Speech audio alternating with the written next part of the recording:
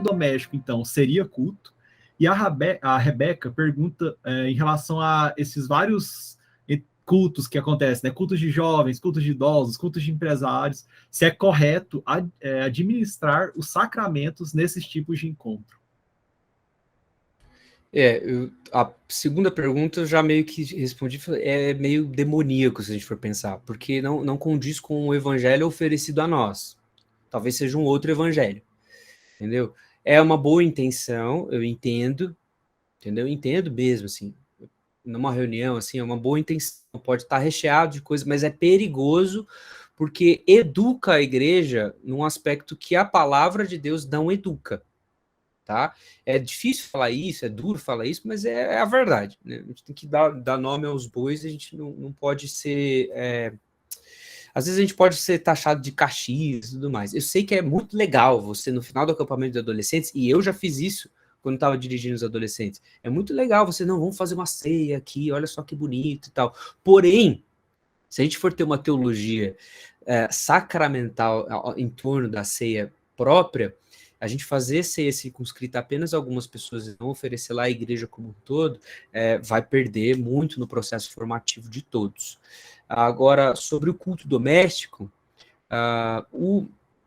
esse livro aqui, ó, que também é um livro muito bom, que é do James White, e o James White ele tem alguns livros sobre o culto cristão, inclusive sobre a história do culto cristão. Esse livro é um livrinho que eu tive na faculdade de teologia, quando eu estudei sobre liturgia, que é muito bom, que é a Introdução ao Culto Cristão. Ele fala bastante coisa. E no começo, ele vai falar sobre alguns lugares litúrgicos que Cristo esteve. E ele vai falar que Cristo esteve em 3 lugares litúrgicos. Um deles é o templo, outro deles é a sinagoga e outro deles é a casa. Então, para um judeu, naquela época, você tinha esses 3 lugares litúrgicos muito enfatizados dentro de toda a rotina litúrgica que uma pessoa deveria ter. Você tinha a sinagoga, que é um lugar litúrgico criado ali nos tempos do exílio, que eles não tinham a possibilidade de ir ao templo, porque estavam afastados do próprio templo em Jerusalém, e aí então existe essa reunião sinagogal, onde se lia uma porção da palavra, existem alguns cânticos que eram entoados ali, era uma comunhão dentro das pessoas ali, lembrando da lei, lembrando da instrução. Tá? Essa reunião sinagogal. E você vê Cristo Jesus na sinagoga. Por exemplo, quando ele lê lá o trecho de Isaías, que ele fala que ele veio, por que ele veio, esse trecho ele está lendo ali numa reunião sinagogal. Os apóstolos também frequentam a sinagoga. Você vai ver Pedro, você vai ver o próprio Paulo frequentando a sinagoga.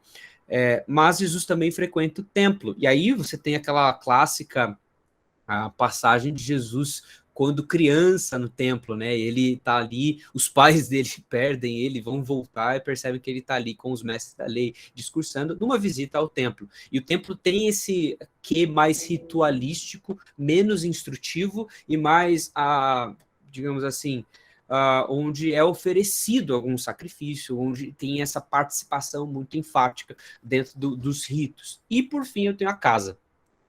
A casa é um lugar litúrgico dentro da família do judeu em que o pai da família, aquele responsável pela família, ensina a família toda. Então você tem alguns elementos litúrgicos de casa, por exemplo, o pai deve ensinar aos filhos a colocar na testa, colocar nos umbrais das portas, ensinar a lei no caminho e tudo mais. Então você tem esse quê familiar, e isso se torna um lugar litúrgico, inclusive um lugar litúrgico que Jesus esteve e que Jesus passeia visitando casas diferentes. Você vê que Jesus visita a casa de um fariseu, visita a casa de um escriba, vai na casa de Zaqueu, por exemplo. Então ele está ali passando também nesse local litúrgico.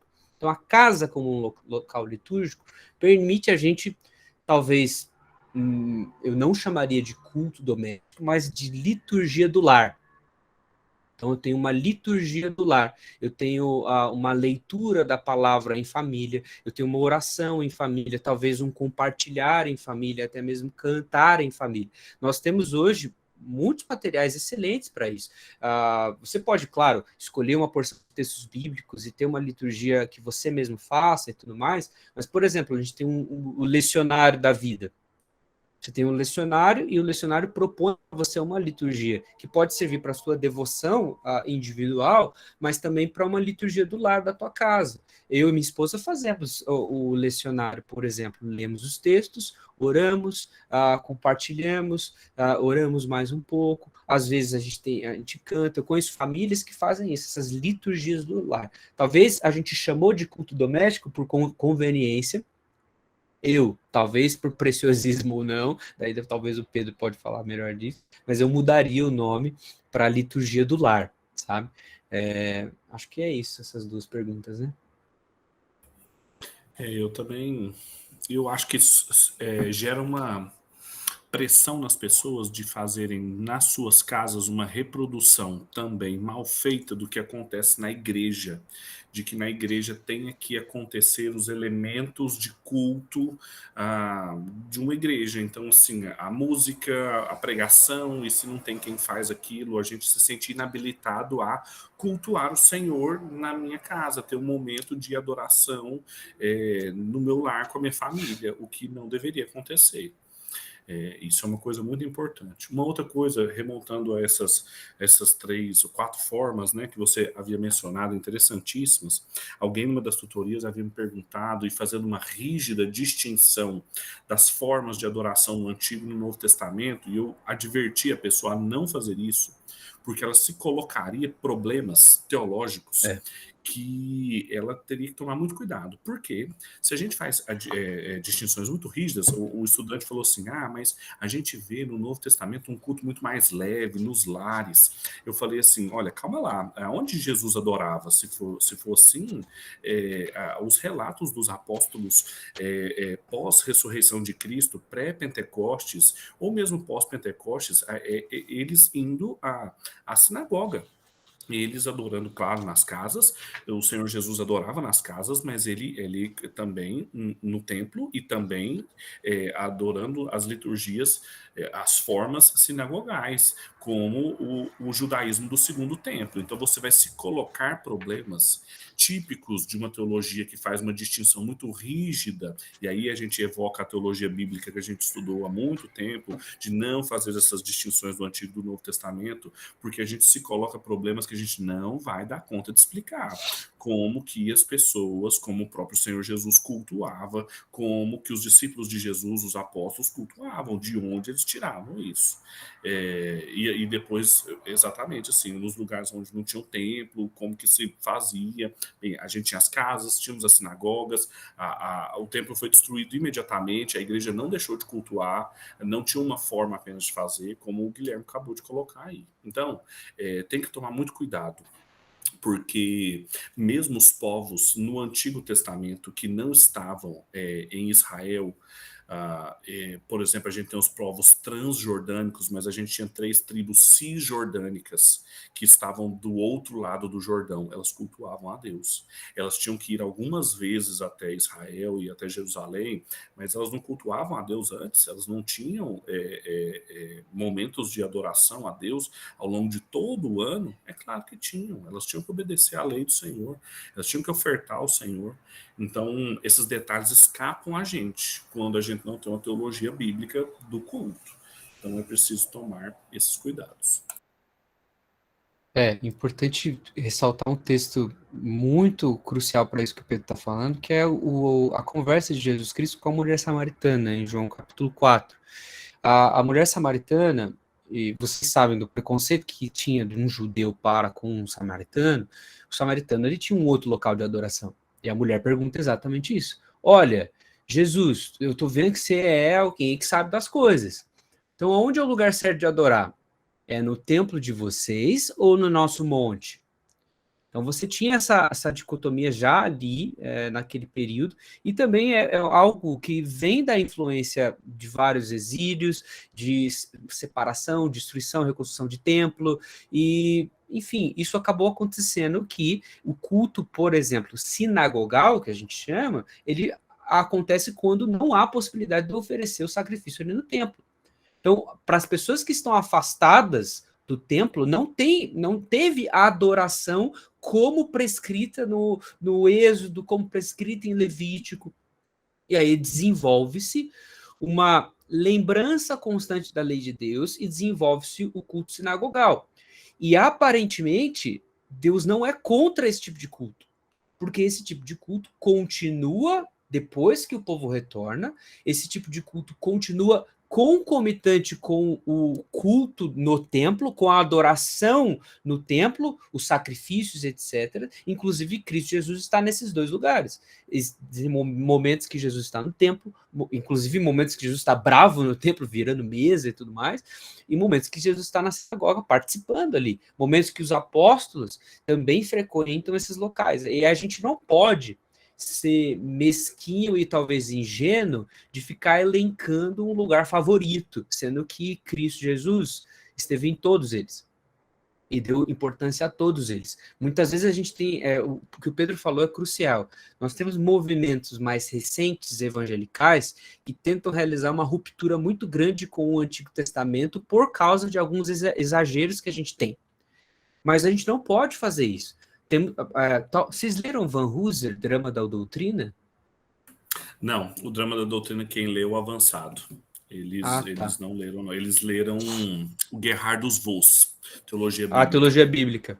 Uhum. Então, o Gerhardus Voss vai falar do conceito de relacionamento com Deus, que é o Beherit, que é quando eu entendo o que Deus, qual o papel que tem Deus em relação à minha identidade e eu em relação a Deus. Essa teologia da aliança, digamos assim, né, que a gente chama teologia pactual. Se eu entendo a teologia pactual e como que Deus se relaciona com o seu povo, eu vou entender que o que está no Antigo Testamento e o que está no Novo, ele não tem uma quebra brusca, mas antes tem um princípio normativo que vai tendo uma linha mestra entre tudo. Por exemplo, eu gosto muito desse livro, talvez esse está competindo com o Von Neumann mesmo, que é um livro do Brian Chappell, que é chamado, deixa eu ver se vocês estão vendo, Christ-Centered Worship, tá?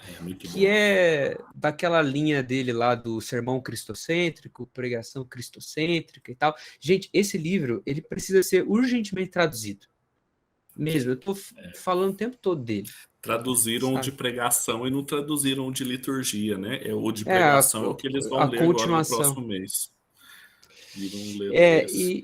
O Brian Chappell, cara, ele é muito bom nisso. E ele vai falar o seguinte, uma adoração cristocêntrica, ela puxa desde aquele ciclo de Isaías, do ciclo do Sinai, ciclo também, se você vê em cultos, adoração, que Salomão faz, que Davi faz com o povo, por exemplo, reuniões quando Esdras e Neemias fazem lá no final do livro de Neemias.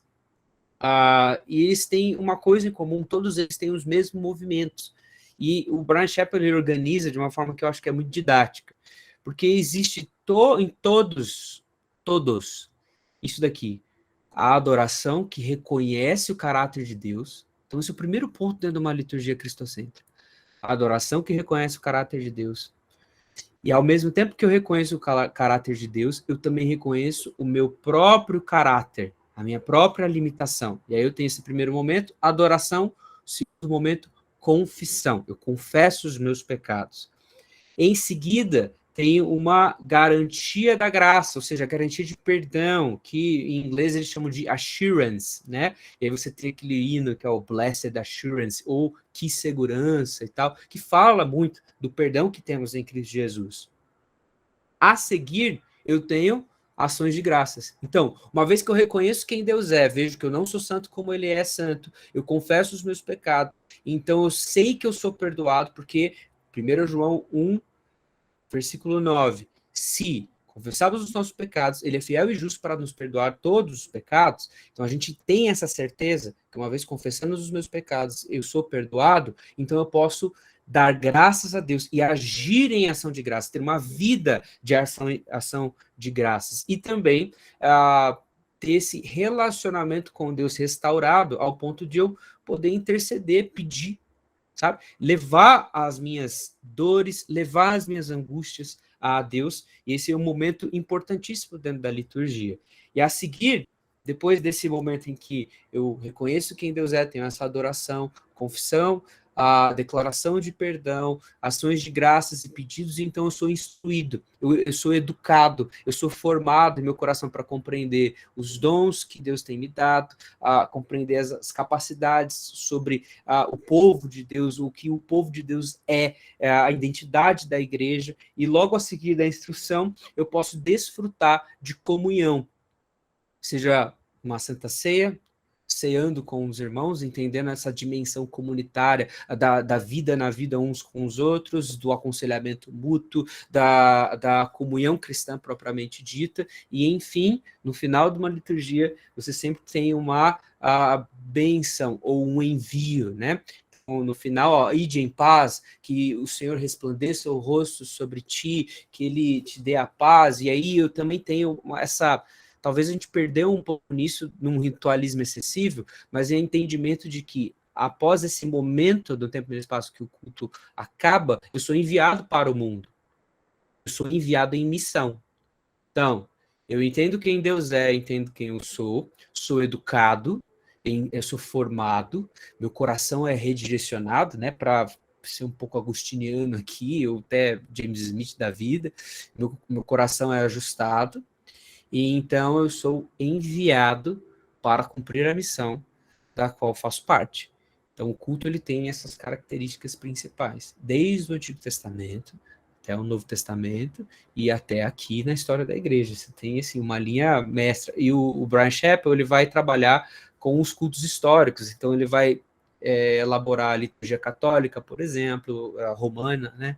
Ele vai elaborar uma liturgia ali proto-reformada, depois uma liturgia luterana, liturgia calviniana, depois uma liturgia mais puritana, depois uma liturgia mais moderna. Ele vai ver que todas essas liturgias, por mais diferentes que sejam, elas têm essa linha mestra que continua se apoiando na Escritura Sagrada para ter esses elementos principais, pelo menos na sua conceituação mais básica.